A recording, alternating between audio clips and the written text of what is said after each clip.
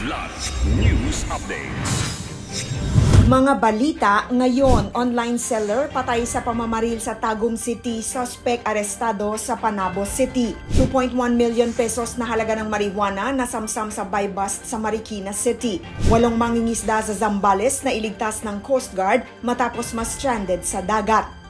Ako po si Cesar Soriano para ihatid ang mga nangungunang balita sa buong kapuluan.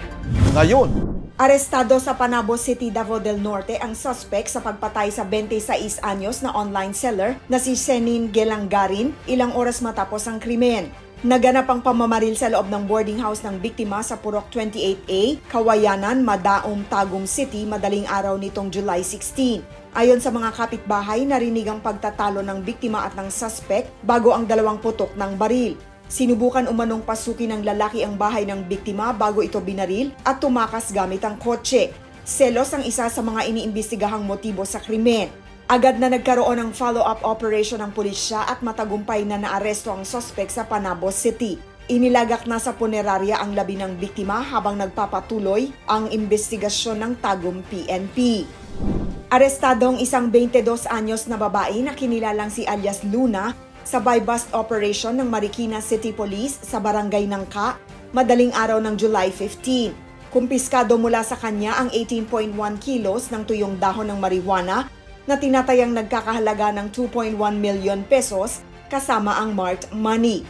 Itinuturing na high-value individual o HVI si Luna na dati nang inaresto sa kasong may kinalaman sa droga noong 2018. Base sa ulat, matagal nang minamanmanan ng suspect matapos ang sumbong ng isang confidential informant.